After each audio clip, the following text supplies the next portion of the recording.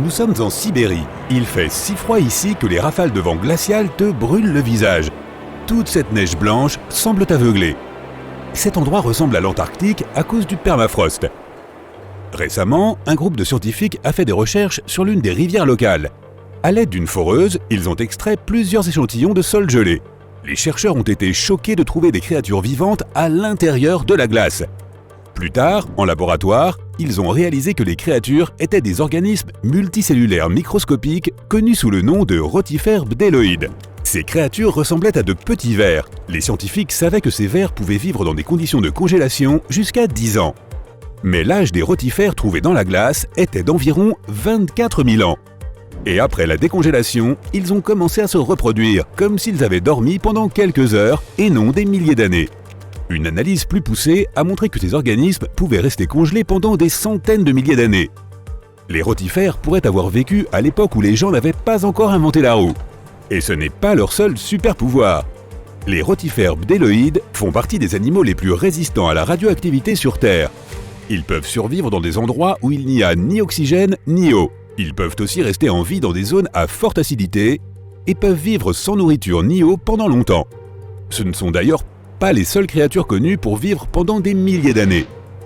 Des types particuliers de mousse et certains micro-organismes sont aussi presque immortels. Les nématodes, également appelés vers ronds, font partie des variétés de vers les plus adaptables au monde. Imagine la tour Eiffel qui se dresse haute et fière. Et maintenant, faisons-la 10 fois plus haute et plaçons-la sous terre. C'est exactement à cette profondeur, à plusieurs milliers de mètres sous la surface, que les scientifiques ont découvert ces créatures. Il n'y a pas de lumière solaire et presque pas d'air à cet endroit. Et comme on est beaucoup plus proche du noyau de la Terre que de sa surface, la température y est plus élevée qu'au milieu du désert le plus chaud. Les millions de tonnes de terre qui se trouvent au-dessus créent une pression folle. Mais tout cela n'a pas empêché la vie de s'y développer. Lorsque les vers ronds manquent d'air ou de nourriture, ou lorsque la température devient trop élevée, ils rentrent dans un état unique de stase ou d'hibernation profonde. Dans ce mode, le métabolisme des vers ralentit et presque tous les processus de leur corps s'arrêtent. Les créatures peuvent dormir pendant très longtemps et ne se réveillent que lorsque l'environnement devient plus vivable. D'ailleurs, on n'a pas besoin d'aller si profondément sous terre pour trouver ces créatures. On trouve des nématodes partout dans le monde.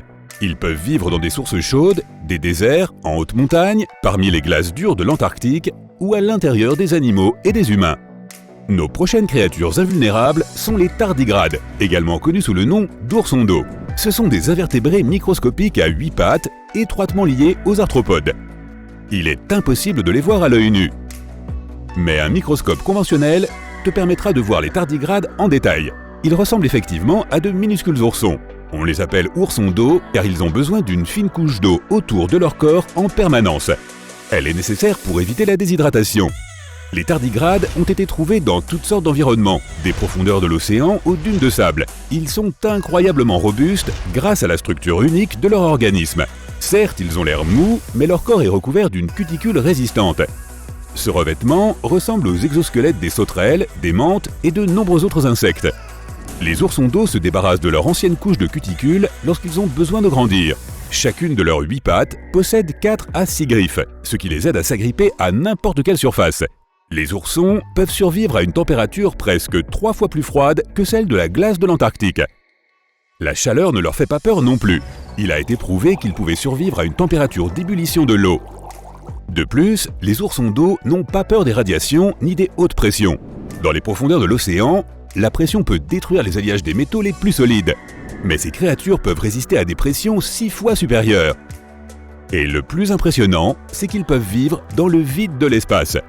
Notre planète possède un champ magnétique. C'est un bouclier qui nous protège des radiations solaires. Les tardigrades n'ont pas besoin de cette protection. Ils peuvent aller en orbite proche de la Terre et revenir indemnes. Tout cela grâce à une protéine qui protège leur ADN des rayonnements ionisants. Comme d'autres organismes immortels, les oursons d'eau peuvent tomber dans un état de cryptobiose.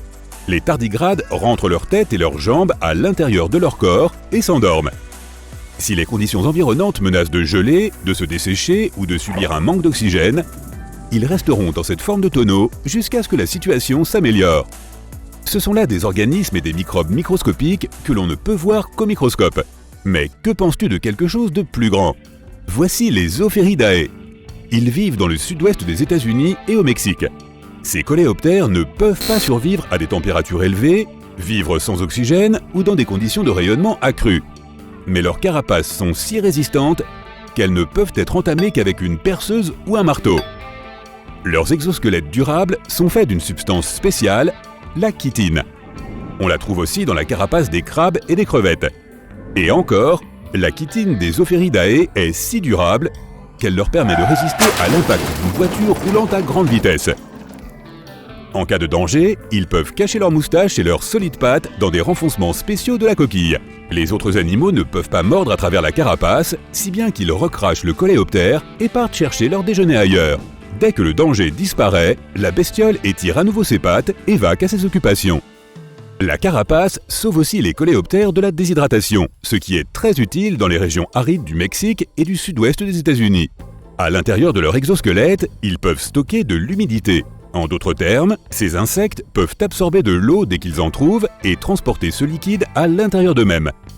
Nos prochaines créatures sont incroyablement fragiles, mais elles savent comment survivre dans des endroits où presque aucun autre animal ne peut vivre.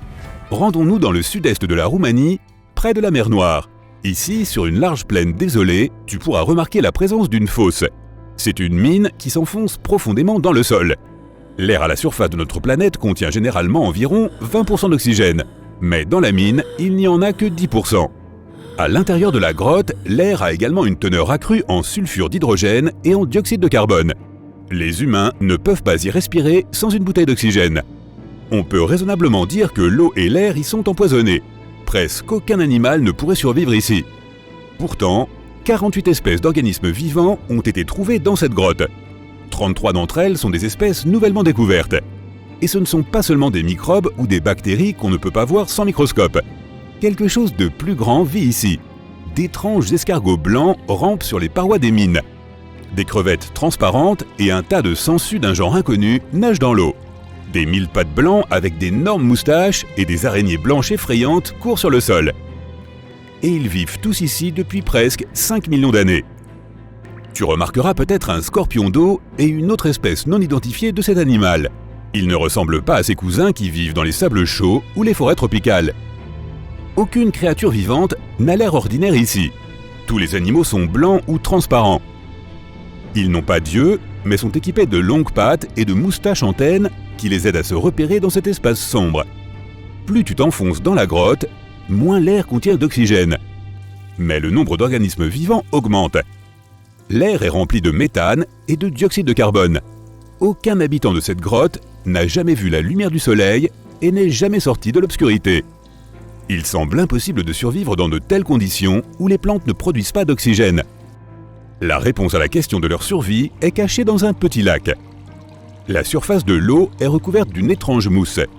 Si tu la regardes attentivement, tu peux voir que cette substance blanche est vivante. Elle ressemble à du papier mouillé et doux, facile à déchirer. Cette chose est constituée de milliards d'organismes vivants, des bactéries appelées autotrophes. Il y a beaucoup plus de dioxyde de carbone dans la grotte qu'à l'extérieur. Et ces bactéries, comme les plantes, l'absorbent. Mais elles ne le font pas à l'aide de la photosynthèse, ce qui signifie qu'elles n'ont pas besoin de la lumière du soleil. Elles utilisent l'eau pour la chimiosynthèse. Ce que ces bactéries sécrètent est de la nourriture pour d'autres bactéries. Et ces autres bactéries servent de nourriture à des créatures plus grandes.